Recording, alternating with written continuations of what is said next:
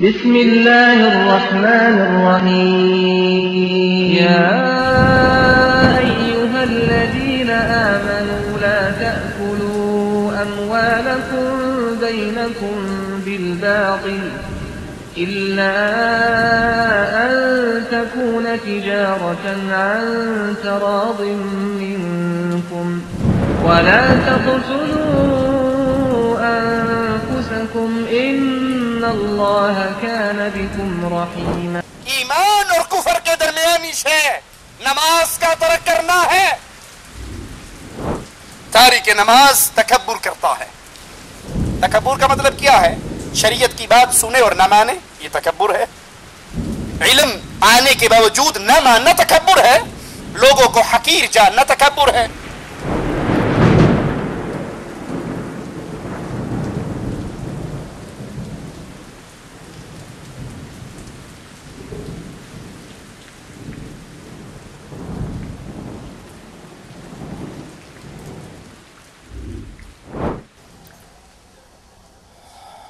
إن الحمد لله نحمده ونستعينه ونستغفره ونعوذ بالله من شرور أنفسنا ومن سيئات أعمالنا من يهده الله فلا مضل له ومن يضلل فلا هادي له. أشهد أن لا إله إلا الله وحده لا شريك له وأشهد أن محمدا عبده ورسوله. أما بعد، أعوذ بالله من الشيطان الرجيم. بسم الله الرحمن الرحيم. منيبين إليه واتقوه وأقيموا الصلاة ولا تكونوا من المشركين.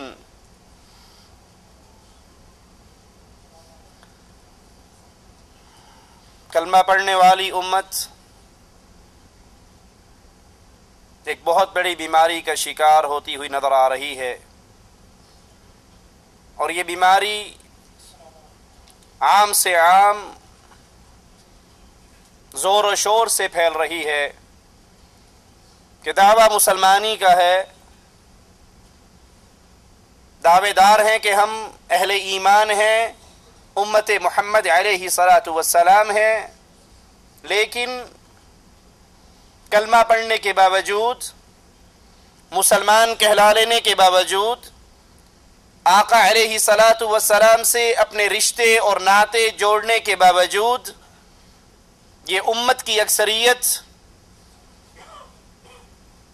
مسجدیں خالی ہیں، نماز گھر بھی قبرستان کی صورت اختیار کر چکے ہیں، اور پھر نماز چھوڑنے کا غم اور دکھ بھی نہیں ہے، دلوں میں احساس بھی نہیں کہ ہم نماز کے تارک ہیں، نماز کا انکار کر رہے عملی طور پر، اور پھر دعویٰ کر رہے کہ جی نماز نہ بھی پڑھے ہیں تو مسلمان ہیں، تو کلمہ گو. بے نماز کا تارک وہ یہ نہیں سمجھتا کہ حقیقت میں اسلام کا اس سے رشتہ ٹوٹ چکا ہے، کیونکہ نماز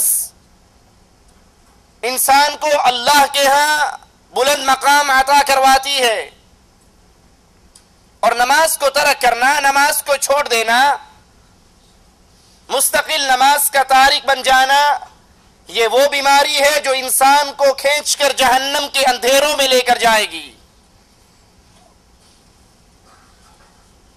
آپ نے اکثر لوگوں کو سنا ہوگا بڑے فخر سے کہیں گے جی ہم بڑے پکے مواحد ہیں، ہم درباروں پر نہیں جاتے، ہم قبروں پہ سجدے نہیں کرتے، ہم قبروں کا طواف نہیں کرتے، ہم غیر اللہ کی نظر و نیاز نہیں دیتے.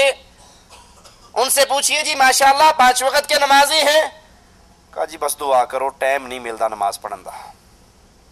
نماز پڑھنے کا ٹائم ہمیں نہیں ملتا، نماز ہم نہیں پڑھتے، لیکن ہیں بڑے پکے مواحد، شرک بالکل نہیں کرتے.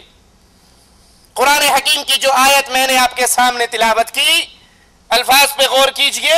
منیبین الیہ واتقوہ، بالکل اللہ کی طرف رخ کرتے ہوئے اس کی اطاعت کرو. وَأَقِيمُوا الصَّلَاةَ، نماز قائم کرو.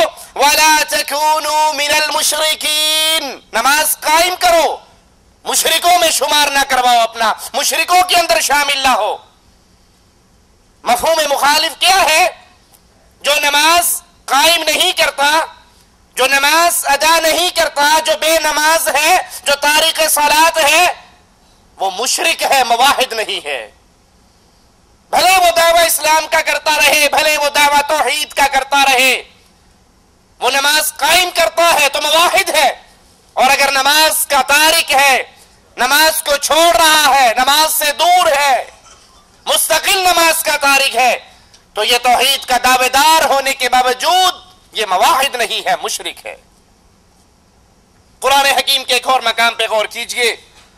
فَإِذَا انْسَلَخَ الْأَشْهُرُ الْحُرُمُ، جب یہ حرمت والے مہینے گزر جائیں، فَاقْتُلُوا الْمُشْرِكِينَ حَيْثُ وَجَدْتُمُوهُمْ، ان مشرکوں کو قتل کرو جہاں بھی تم ان کو پاؤ. وَخُذُوهُمْ وَاحْصُرُوهُمْ وَاقْعُدُوا لَهُمْ كُلَّ مَرْصَدٍ، انہیں قتل کرو، انہیں پکڑو، انہیں قید کرو، ان کی طاق میں گھات لگا کر بیٹھو. آئیے اس آیت کے اس ٹکڑے پر غور کریں. فَإِن تَابُوا، اگر یہ مشرک توبہ طائب ہو جائے، اگر یہ غیر اللہ کی عبادت سے اپنے دامن کو چھڑا لے، اگر یہ غیر اللہ کے لیے سجدے کرنے سے باز آ جائیں، اگر یہ غیر اللہ کو اللہ کے مقابلے پر معبود باطل نہ بنائے، اگر یہ اپنے شرک سے باز آئیں، غیر اللہ کی پکار سے باز آئیں، غیر اللہ کی عبادت سے باز آئیں، ان کو مشکل کشا، حاجت روا، بگڑی بنانے والا، امیدیں پوری کرنے والا، مصیبتیں ٹالنے والا، مشکل کشا نہ سمجھے، اس شرک سے اپنے دامن کو بچا لیں. کیا صرف شرک سے توبہ ان کے لیے کافی رہے گی؟ نہیں. قرآن کے الفاظ پہ غور کیجئے. فَإِن تَابُوا وَأَقَامُوا الصَّلَاةَ، اگر یہ توبہ طائب ہو، اگر یہ شرک سے بیزار ہو، اگر یہ شرک سے بری ہو، اگر یہ شرک سے بچ جائیں، اپنے دامن کو شرک سے چھڑا لیں، پھر وَأَقَامُوا الصَّلَاةَ، پھر نماز قائم کریں، وَآتُوا الزَّكَاةَ، پھر زکوٰۃ ادا کریں، فَخَلُّوا سَبِيلَهُمْ إِنَّ اللَّهَ غَفُورٌ رَحِيمٌ. اگر یہ شرک سے توبہ کرنے کے بعد نماز قائم کرتے ہیں، زکوٰۃ ادا کرتے ہیں، پھر ان سے قتال نہ کرو، ان کے راستے کو چھوڑ دو، اللہ معاف کرنے والا، رحم کرنے والا ہے. کیا مطلب؟ اگر یہ شرک سے توبہ کرنے کے باوجود، شرکیہ اعمال سے برات کرنے کے باوجود نماز قائم نہیں کرتے، زکوٰۃ ادا نہیں کرتے، تو ان سے جنگ جاری رہے گی، ان سے جہاد جاری رہے گا، ان سے قتال جاری رہے گا. اسی لیے جب سیدنا ابو بکر صدیق رضی اللہ عنہ وارضاہ سے کہا گیا خلیفۃ الرسول، ان سے جنگ کرتے ہو جو نماز ادا کرتے ہیں، کہا ہاں، جو نماز اور زکوٰۃ میں فرق کریں گے ابو بکر ان سے قتال کرے گا. اللہ کی قسم، وہ رسی جو محمد کریم کو یہ دیا کرتے تھے علیہ الصلاۃ والسلام، اگر ابو بکر سے روکیں گے رسی لینے کے لیے بھی میں ان سے جہاد کروں گا. شرک سے توبہ کرنے کے بعد پھر عملی طور پہ نماز کا قیام، زکوٰۃ کی ادائیگی ان مشرکوں کے خون کو مسلمانوں کے ہاتھ سے محفوظ کرتی ہے. صحیح مسلم میں ہے، اللہ کے نبی علیہ الصلاۃ والسلام نے فرمایا ان بین الرجل وبین الشرک والکفر ترک الصلاۃ، انسان آدمی کے درمیان، کفر اور شرک کے درمیان جو چیز کھڑی ہے وہ نماز ہے. اگر وادی کفر سے بچنا چاہتے ہو، وادی شرک میں داخل ہونے سے بچنا چاہتے ہو تو نماز قائم کرو. اگر نماز قائم کرو گے تو اپنے ایمان کی حالت پہ پختہ رہو گے، اور اگر نماز کو نکال دیتے ہو تو یہ انسان وادی کفر اور شرک میں داخل ہو جاتا. ہمارے نزدیک نماز کی اہمیت ہی نہیں رہی.